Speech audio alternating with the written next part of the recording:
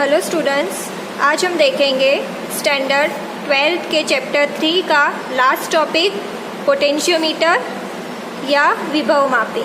ठीक है, तो ये जो साधन है इससे हम क्या मापते हैं, आपको नाम से पता चल रहा होगा। इसका नाम क्या है? विभव मापी। तो इससे हम अपना विभव मापते हैं। अब इसकी जो सर्किट है, इसका जो कनेक्शन है, चित्र है, इसको आपको बहुत अच्छे से ध्यान रखना होगा क्योंकि इसके ही बेस पे आपके प्रैक्टिकल भी आते हैं। इसके पिछले 2 वीडियो में हमने मीटर सेतु और दूसरा व्हीटस्टोन सेतु पढ़ा था, तो इसमें आप मीटर सेतु का भी प्रैक्टिकल करते हो और ये दूसरा है विभव मापी, इसका भी प्रैक्टिकल आता है। तो जब आपको थियरी पता होगी तभी आप प्रैक्टिकल अच्छे से कर पाओगे। चलिए, तो इसका कनेक्शन किस प्रकार होता है वो थोड़ा ध्यान से देखिएगा।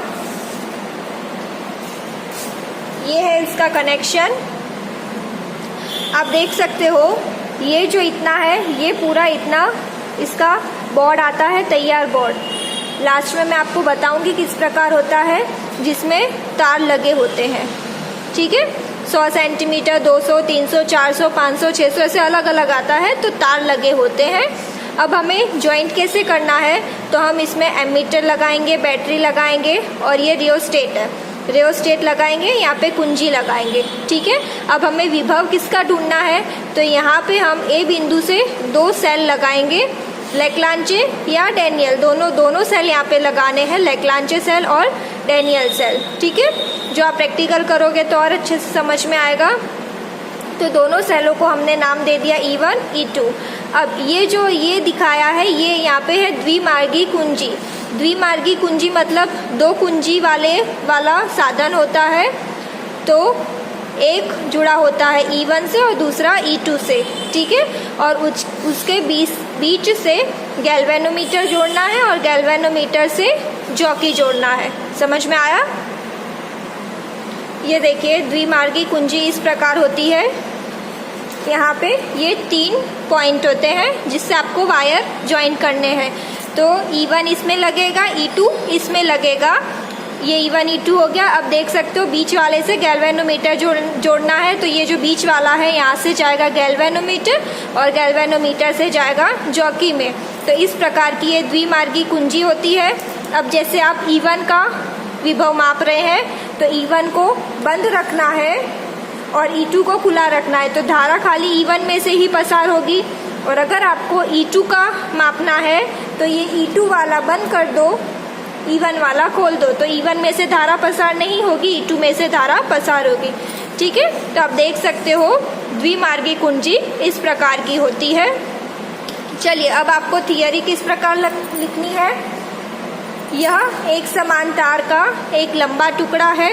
ये जो तार है, तार का लंबा टुकड़ा होता है जिसको कुछ भागों में काट दिया जाता है, 100-100 सेंटीमीटर के भाग में। बहुधा तार की लंबाई कुछ मीटर होती है जिसे किसी मानक सेल के सिरों से संबंध करते हैं। यहाँ पे आप देख सकते हो कि ये जो सेल है उनके सिरों से हमने तार को जोड़ा है।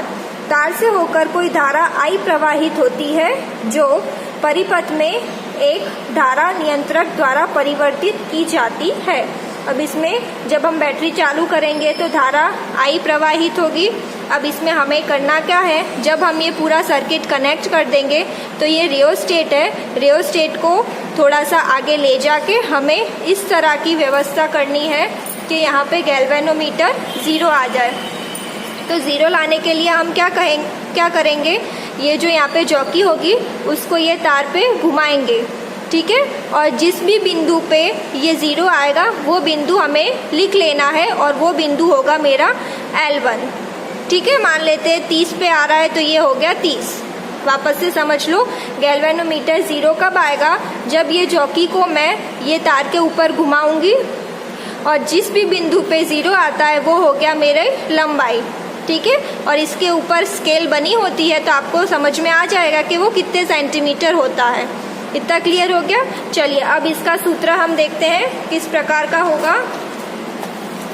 चलिए, तो सबसे पहले तो A और B जो बिंदु हमने लिए थे उसका VAB, इसका विभव क्या होगा, सॉरी ये VAB है। ठीक है, तो VAB, V का सूत्र क्या होता है, IR। अब यहाँ पे हम लिख देते हैं 1 और 2, तो ये IR1, आई आर का सूत्र क्या होता है, रो L, अब यहाँ पे 1 लिखा है तो रो L1 अपॉन A होगा। ठीक है, ये नंबर 1 लिख दो।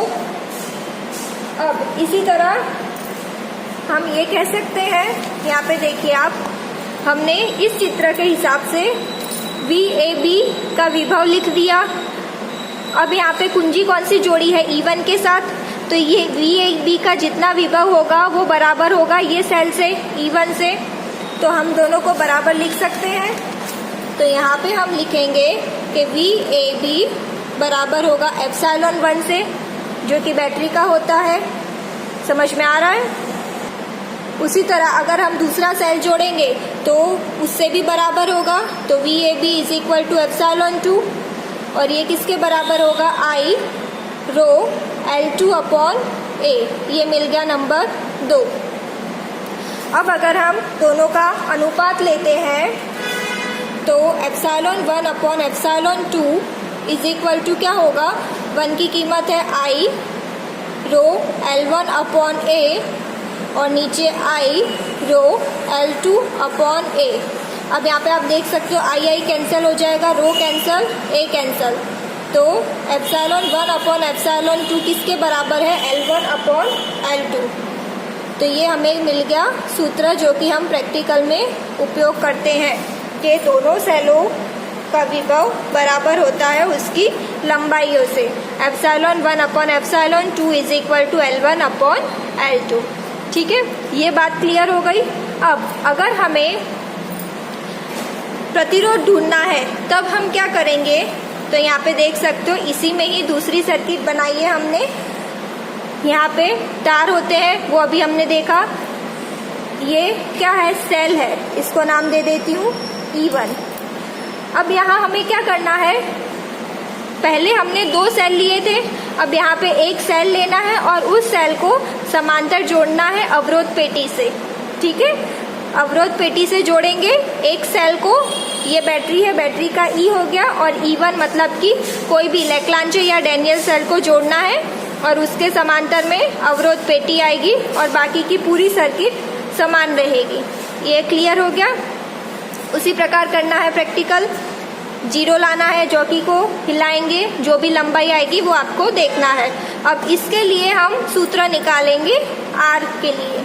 ठीक है, तो यहाँ पे सबसे पहले तो हम क्या लिखेंगे, AB है तो उसका विभव मापी विभव क्या होगा, VAB is equal to IR। R का सूत्र होता है रो L अपॉन A। ठीक है, 1 लिख दो यहाँ पे। अब ये जो R है इसका भी कुछ विभव होगा, तो ये R के लिए मैं नाम दे देती हूँ VPQ। ठीक है, AB नहीं दूंगी क्योंकि AB मैंने ये सेल का रखा है, तो प्रतिरोध का रख रही हूँ मैं PQ नाम। तो VPQ क्या होगा, I row L2 upon A होगा। जैसे इसका लिखा वैसे ही हमने इसका लिखा। अब ये दोनों का हो गया। अब हमारे पास एक और सूत्र है, E is equal to I dash R plus R। अब यहाँ पे आप देख सकते हो ये जो छोटा R है, स्मॉल R है, वो आंतरिक प्रतिरोध है, और ये है अवरोध पेटी का R जो भी आपने निकाला हो।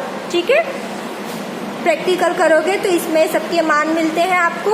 अब हमें क्या करना, I की कीमत ढूंढनी है, तो वो हम कैसे ढूंढेंगे, हमारे पास सूत्र है V is equal to IR, ये सूत्र है। अब यहाँ पे I डैश लिया है तो मैं यहाँ पे क्या करती हूँ, V is equal to I dash R। तो I डैश क्या होगा, V अपॉन R होगा, ये कीमत उठा के यहाँ रख दो, तो I is equal to V upon R, R plus R। अब हम क्या करेंगे, इसको इधर ले जाएंगे, तो E R upon V is equal to R plus R। अब हमें ये जो आंतरिक प्रतिरोध है उसकी कीमत चाहिए, तो ये R को मैं इधर ले जाऊं तो क्या होगा, R is equal to E R upon V minus R, इस प्रकार होगा। अब इसमें अगर मैं R को कॉमन निकालूंगी तो ये हो जाएगा मेरा R E upon V minus 1। यहाँ तक क्लियर हो गया है। एकदम इजी है, हम स्टेप बाय स्टेप ही जा रहे हैं। ये मिल गया आपको R।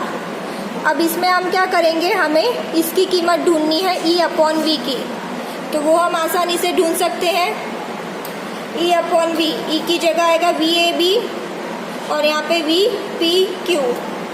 दोनों की कीमत हमें पता है, I रो L1/A और यहाँ पे I रो L2/A। सब कुछ कट हो जाएगा, क्या बचेगा, सिर्फ L1/L2। तो यहाँ पे हम क्या लिखेंगे, R is equal to capital R अवरोध पेटी का L1/L2 माइनस 1। ठीक है, तो ये हमें मिल गया आंतरिक प्रतिरोध का सूत्र, जो कि आप प्रैक्टिकल में उपयोग करोगे। ये 2 प्रैक्टिकल है। पहला प्रैक्टिकल है या पहली सर्किट है हमारे पास, जहाँ पे हम 2 सेलों को जोड़ रहे हैं और दोनों को एक दूसरे से कंपेयर करते हैं। तो हमें क्या मिलता है सूत्र, E1/E2 is equal to L1/L2। और दूसरा है, इसमें ही दूसरा भाग है, एक सेल लगाना है और एक अवरोध पेटी लगाना है। दोनों का विभव मापी अलग अलग किया हमने और उसकी ही मदद से हमने आंतरिक प्रतिरोध निकाला है। ठीक है, तो आंतरिक प्रतिरोध का हमें सूत्र मिलता है R L1/L2 माइनस 1। तो ये हमारा आखिरी टॉपिक था, चैप्टर 3 कंप्लीट हो रहा है यहाँ पे। आई होप आपको ये समझ में आया होगा। ओके, लास्ट थिंग मैं आपको इंस्ट्रूमेंट बता दूं कि ये साधन कैसा होता है। यहाँ पे आप लोग देख सकते हो कि ये तार लगे हुए हैं, ऊपर स्केल बनी हुई है जो कि 100 सेंटीमीटर की है। तो पहले वायर की कीमत 100, दूसरे की 100, 200, ये 300 और 400, ऐसे 100 करेंगे। तो ये हमारा जो विभव मापी है वो 400 सेंटीमीटर का है। अब यहाँ पे देखिए, यहाँ से हमें वायर जोड़ना है और यहीं से हम सेल लगाएंगे। तो ये जब प्रैक्टिकल करोगे तब पता चलेगा। तो ये विभव मापी कुछ इस प्रकार का होता है, जिसमें स्केल भी होती है और तार भी है। आप देख सकते हो कि ये 100 सेंटीमीटर तक है। ठीक है, तो ये टॉपिक हमारा फिनिश हो रहा है।